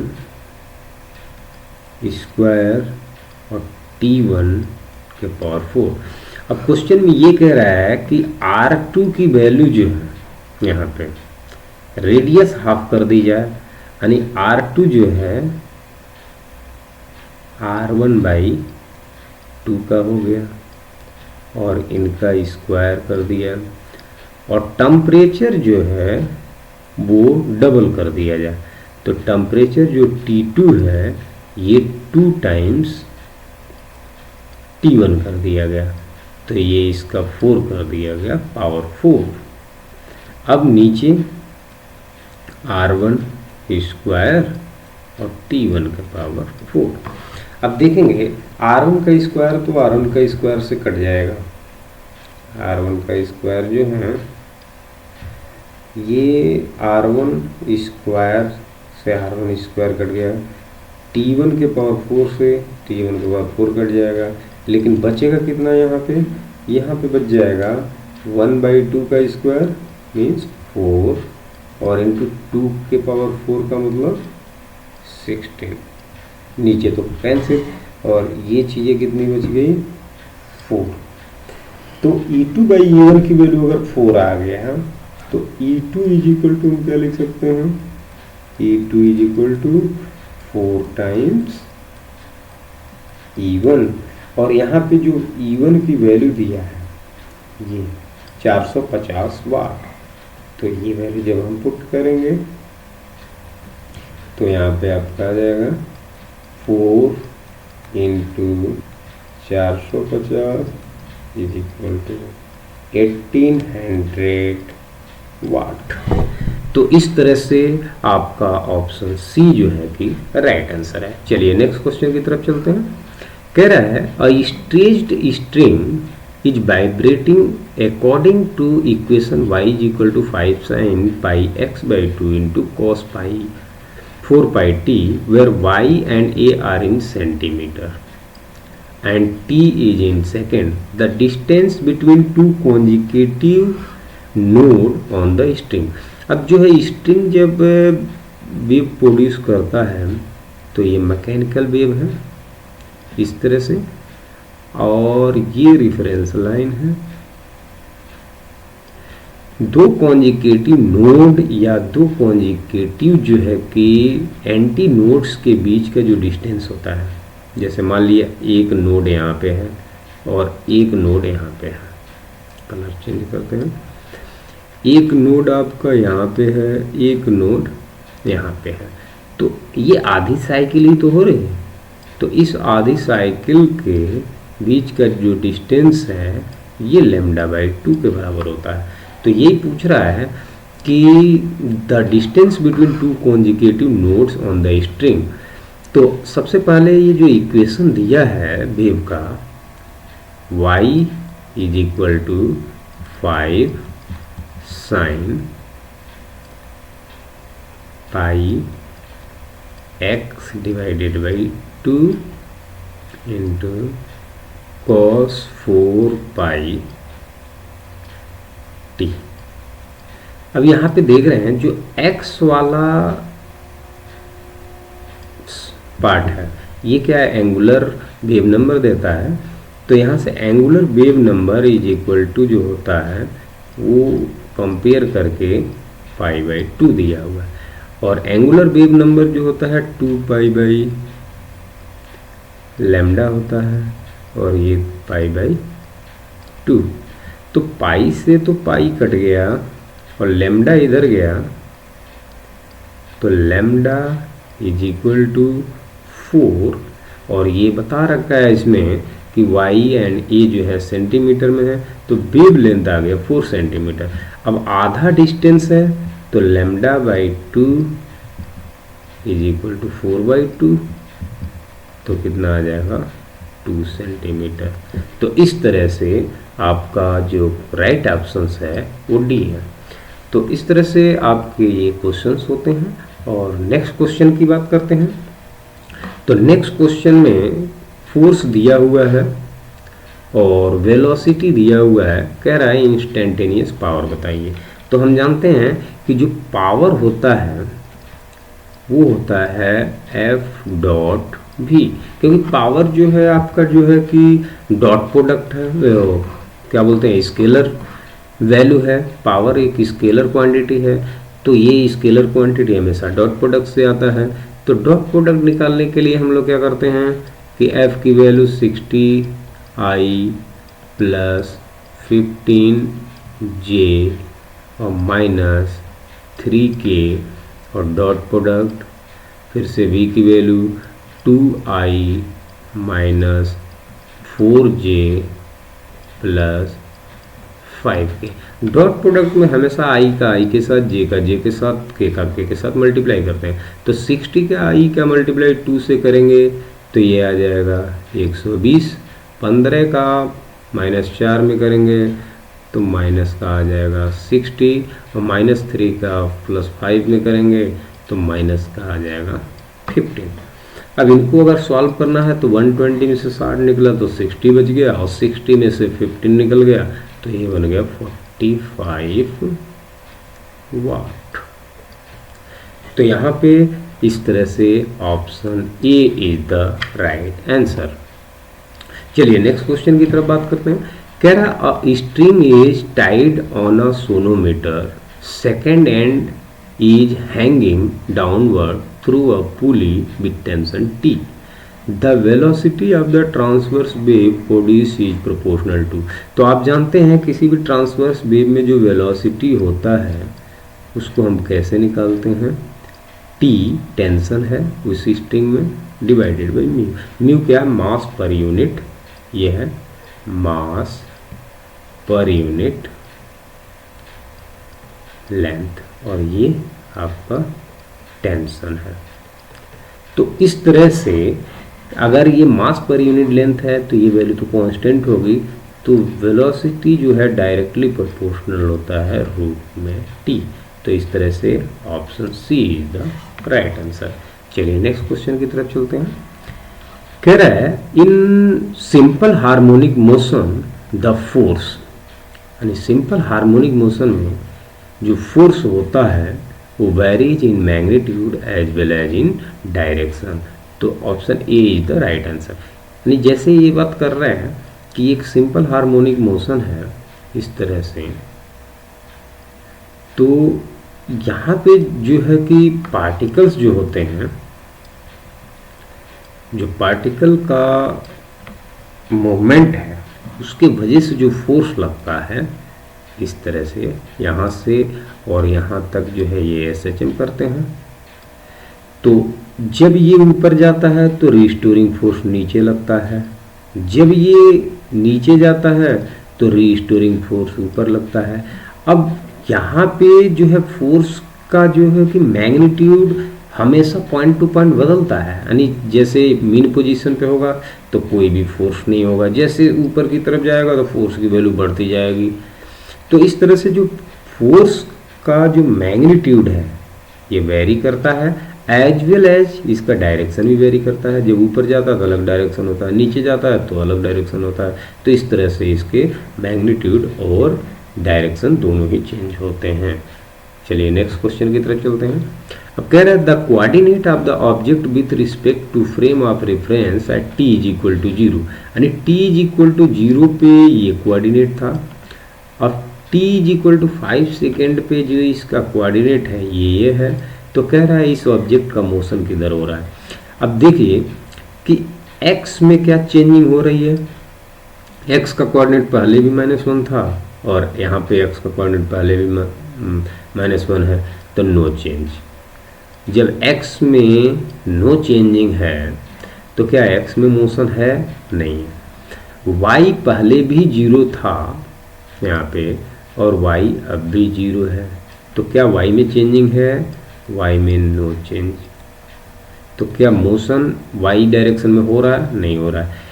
k में पहले 3 था और यानी z में 3 था और यहाँ पे z में 4 हो गया, तो इसका मतलब z में चेंजिंग हो रहा है। चेंज तो g में चेंज हो रहा है तो मोशन किधर हो रहा होगा? z में। तो आप देखेंगे motion along z axis only. Option B is the right answer. चलिए नेक्स्ट क्वेश्चन की बात करते हैं। कह रहा है the coefficient of restitute E for a perfectly elastic collision. तो आप यहाँ पे देखेंगे, कॉन्सेप्ट समझेंगे कि मान लिया ये कोई लाइन है, तो ये जो लाइन है ये परफेक्टली एन इलास्टिक का है, परफेक्टली इन इलास्टिक बॉडी के लिए, परफेक्टली इन इलास्टिक बॉडी के लिए है। और यहाँ पे ई की जो वैल्यू होती है वो होती है 0। अब यहाँ पे ये जो लाइन है ये होता है perfectly elastic body, perfectly elastic body, ये परफेक्टली इलास्टिक बॉडी है। और यहाँ पे जो ई का वैल्यू होता है वो होता है 1। अब इन दोनों के बीच में जो होता है वो होता है इलास्टिक बॉडी, इलास्टिक बॉडी। तो इलास्टिक बॉडी की जो इलास्टिक रेस्टिट्यूट है, ये कोफिशिएंट ऑफ रेस्टिट्यूट है, ये 0 और 1 के बीच में होंगे, हमेशा 0 और 1 के बीच में होता है। तो यहाँ परफेक्टली इलास्टिक बॉडी की बात हो रही है, तो परफेक्टली इलास्टिक बॉडी में जो है कोफिशिएंट ऑफ रेस्टिट्यूट जो होता है वो हम 1 लेते हैं, इसलिए option C is the right answer. चलिए नेक्स्ट क्वेश्चन की तरफ बात करते हैं। कह रहा है कि while studying about fluid mechanics the equation and postulates stand for the fluid which are। तो देखिए फ्लूइड मैकेनिक्स में सबसे पहले हम लोगों ने पढ़ा कि fluid should be ideal, fluid कैसा होना चाहिए, आइडियल। और जब आइडियल है तो विस्कोसिटी क्या होना चाहिए, 0। तो 0 विस्कोसिटी का मतलब नो फ्रिक्शन, नॉन विस्कस। दूसरा हम लोगों ने देखा कि जो है कि fluid should be incompressible, incompressible होने चाहिए, यानी डेंसिटी जो है हमेशा कांस्टेंट होनी चाहिए, ऐसा ना हो कंप्रेस्ड हो जाए। तीसरा हम लोगों ने इसमें देखा फ्लो जो है कि एक स्ट्रीम लाइन फ्लो होना चाहिए, स्ट्रीम लाइन फ्लो होना चाहिए। फ्लो शुड बी लैमिनार होना चाहिए, लैमिनार होना चाहिए। तो ये सब जो है कि आपके जो है कि पोस्टुलेट्स एंड इक्वेशंस हैं, तो इससे अगर मैच करते हैं तो नॉन विस्कस ओनली ये भी होगा नहीं, लिक्विड ओनली ये भी होगा ना। फ्लूइड में जो है कि दोनों ही आते हैं, लिक्विड एंड गैस। इनकम्प्रेसिबल एक ही अधूरा लिखा हुआ है, यहाँ पे नॉन विस्कस एंड इनकम्प्रेसिबल। तो इस तरह से option D is the right answer. Next question की तरफ चलते हैं। कह रहा है a satellite is orbiting around the earth with orbital radius r and time period t, the quantity which remains constant। अब देखा कि according to Kepler's law अगर कोई सैटेलाइट्स है जो रिवॉल्व कर रहा है इस तरह से, तो according to Kepler's third law t square time period of the satellite is directly proportional to r3। तो हम इसको क्या लिख सकते हैं कि टी स्क्वायर प्रोपोर्शनलिटी हटेगा तो एक कांस्टेंट आ जाएगा और इज इक्वल टू r3। तो टी स्क्वायर बाई r³ का जो रेशियो है वो क्या है, कांस्टेंट है। तो इस तरह से आपका ऑप्शन डी जो है कि करेक्ट ऑप्शन है। चलिए नेक्स्ट क्वेश्चन की तरफ चलते हैं। कह रहा है there are 2 bodies of masses 1 kg and 100 kg separated by a distance 1 meter. At what distance from smaller body the intensity of gravitational field will be 0। देखिए एक बॉडी यहाँ पे m1 is equal to 1 kg है, दूसरा body जो है कि यहाँ पे 100 kg है, m2 is equal to 100 kg। अब इन दोनों के बीच में फोर्स ऑफ अट्रैक्शन लग रहा है। तो फोर्स ऑफ अट्रैक्शन जब लग रहा है तो ये m1 इसको भी खींच रहा है और m2 उसको भी खींच रहा है। कह रहा है कि एक ऐसा लोकेशन बताइए कि जहाँ पे जो है दोनों के बीच में force of intensity of gravitational force 0 हो जाए। तो जैसे मान लिया हमने ये पॉइंट ले लिया और ये यहाँ से x डिस्टेंस पे है, तो इस पॉइंट पे हमने एक यूनिट मास का एक कोई ऑब्जेक्ट लिया। तो इस पे अगर फोर्स की बात करें तो इन दोनों के बीच में यहाँ पे दो फोर्स लगेंगे, एक इन दोनों के बीच में फोर्स लगेगा और इसी पॉइंट पे अगर बात कर रहे हैं तो ये जो है कि अट्रैक्ट कर रहा होगा ये वाला, मान लिया F1 लगा और इसी मास को ये भी खींच रहा होगा इस पे, इस तरह से इसको F2, ये F2 इस दोनों के बीच का फोर्स है, F1 इन दोनों के बीच का फोर्स है। तो हम यहाँ पे F1 इज इक्वल टू क्या कर देंगे F2, और जब ये पूरा x था, इनके बीच का डिस्टेंस दिया हुआ है यहाँ पे 1 kg 100 kg एंड 1 मीटर, तो ये वैल्यू जो होगी ये कितनी हो जाएगी 1 माइनस x इन दोनों के बीच में। तो F1 की वैल्यू क्या होता है g m1 इंटू, वहाँ पे हमने m मान लिया, m1 m2 m1 m upon X square is equal to यहाँ पे g, और यहाँ पे ये जो 1 पॉइंट है इस पे m मान लिया है, g m into m2 by 1 minus x का स्क्वायर। अब यहाँ पे जो है जो वैल्यू कट रही है काट दो, g कट रहा है m कट रहा है, g कट रहा है m कट रहा है। अब जो वैल्यू दे रखी है उनको रख देते हैं, तो m1 की वैल्यू दिया है 1 kg, तो 1 divided by X square is equal to m2 की वैल्यू जो दे रखा है वो 100 kg divided by 1 minus x का स्क्वायर।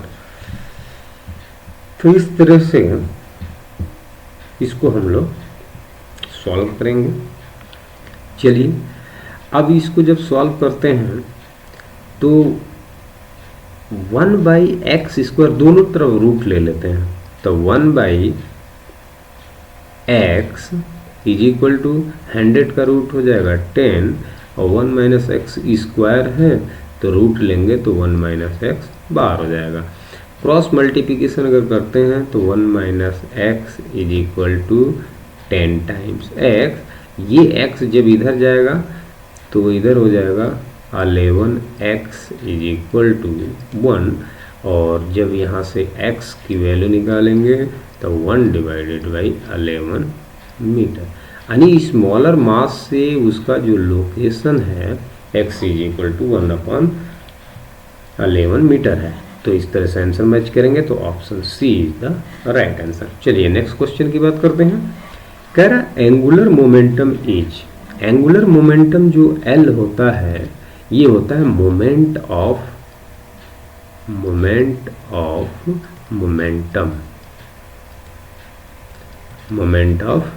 मोमेंटम, तो इसलिए ऑप्शन इसका D is the right answer. चलिए नेक्स्ट क्वेश्चन करते हैं। कह रहा है woollen cloth keeps the body warm because wool. देखिए जो वुलन क्लॉथ होता है ये बैड कंडक्टर ऑफ हीट होता है, जो बैड कंडक्टर ऑफ हीट होता है, तो हीट को जो है कि ना तो अंदर जाने देता है और ना अंदर हीट को बाहर जाने देता है, तो it is a bad conductor of heat. So option D is the right answer. चलिए नेक्स्ट क्वेश्चन देख रहे हैं। कह रहा है amount of heat required to raise the temperature of a body through 1 kelvin is called. अगर किसी body का, इस बॉडी का टेम्परेचर अगर 1 केल्विन बढ़ा रहे हैं तो इसको बोलते हैं थर्मल कैपेसिटी, और अगर 1 केल्विन किसी एक यूनिट मास का जो है कि टेम्परेचर अगर बढ़ा रहे हैं, मास भी ले लेते हैं, उसको बोलते हैं स्पेसिफिक हीट। तो ये क्या है थर्मल कैपेसिटी, तो option A is the right answer. So thank you for watching the video. अभी जो है कि ये फर्स्ट जो पार्ट जो है कि ऑब्जेक्टिव टाइप के जो क्वेश्चन थे, एमसीक्यू टाइप के जो क्वेश्चन थे, वो जो है कि वीडियो में कवर हुआ है। अब जो है कि नेक्स्ट जो वीडियो है उसमें हम जो है 2 मार्क्स वाले क्वेश्चंस को कवर करेंगे। तो जो है कि आज के लिए जो है कि इतना ही। So okay, bye, thank you everyone.